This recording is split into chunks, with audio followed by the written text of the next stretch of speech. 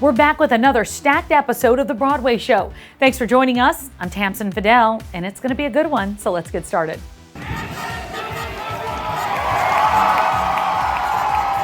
Another history-making night on Broadway. Angelica Ross just made her Broadway debut as Roxie Hart in Chicago. She's the first openly trans performer in a lead role on Broadway. Let's send it out to Wontorek.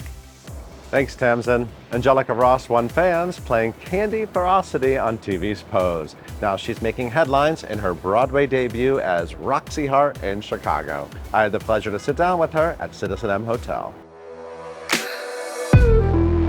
Welcome, Miss Ross. So good to see you. Thank so you excited very much. You are on Broadway. Yes, we're here. We've made it. To Broadway. Yes, to Maybe Broadway. Not something you were expecting right now. I was not expecting it at this moment, but at some point, the child in me had always seen this. Yep. I had done musical theater so much in my childhood and thought this was the direction I was going, and then went on quite the detour. So I fell in love with you as Candy Ferocity.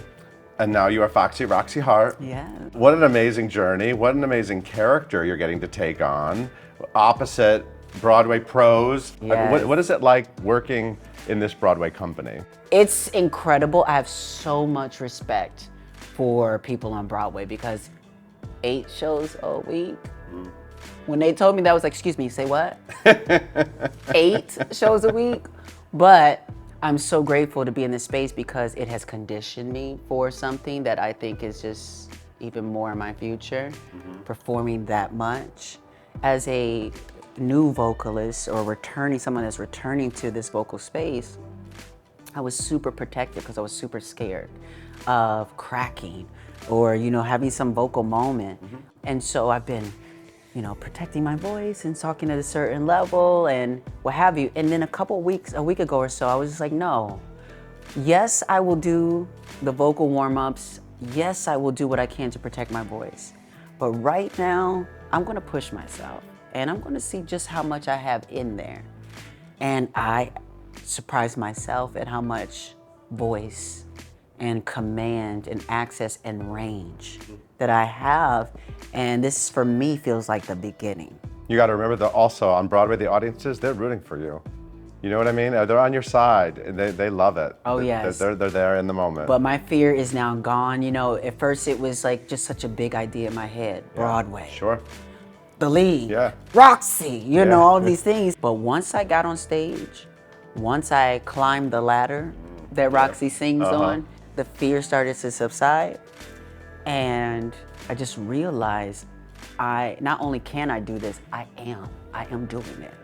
And at a place where I'm not afraid. So if that little theater kid in Wisconsin could see you on stage with those boys singing Roxie, I mean, can you even imagine? It seemed very evident that this was the trajectory. I was in a local theater group I'm from Racine, Wisconsin. Yeah. So there was this Racine youth players, or Racine kid players, then I got too old for that. Then I went to Racine youth players. So I spent all these years in lead roles doing musical theater and then having the local newspaper put me on the front page and write up, and the town started to be proud of me in a way. That's amazing. And then I transitioned and or started to at least go into the direction of finding myself. And I wasn't sure if I was going to make it here, if I was going to be able to get the training and to have the opportunities. But I know that my younger self is squealing. But for me, truly, it is this aspect that affirms everything that I wanted to do and that it was never going to be too late or that the opportunity didn't pass me by. Why did you gravitate to theater? I needed a place to escape. Growing up and starting to realize, or having other people starting to realize before you even do, that you're different. Right. And start to treat you different because of that and bully you because of it. And then experiencing that in my own home, I didn't want to go home after school. So it was, for me, what other program could I do? So theater became the space where I could be someone else for the moment and become a ham really on stage. It just took to it like fish to water. You are just an actress doing a fantastic role, but you are also making history You are the first openly trans actress in a leading role on Broadway. We just had Elle Morgan Lee get the Tony nomination for A Strange Loop. Yes. There are a lot of doors being opened. There's a lot of attention being paid, but you're also just an actress doing the work. What is it like to sort of navigate the attention and the actual job at hand? I love what I do. The fame part, not so much. So for me, being the first this or the first that, I honestly dislike hearing that. I really don't care about being the first of anything. I want to be the best. And many times the first isn't the best, you know? But this time it's gonna be. So I have worked and prepped and prepared for this moment to be the best. Not to be the best trans actor, but to be one of the best people you've seen take that role.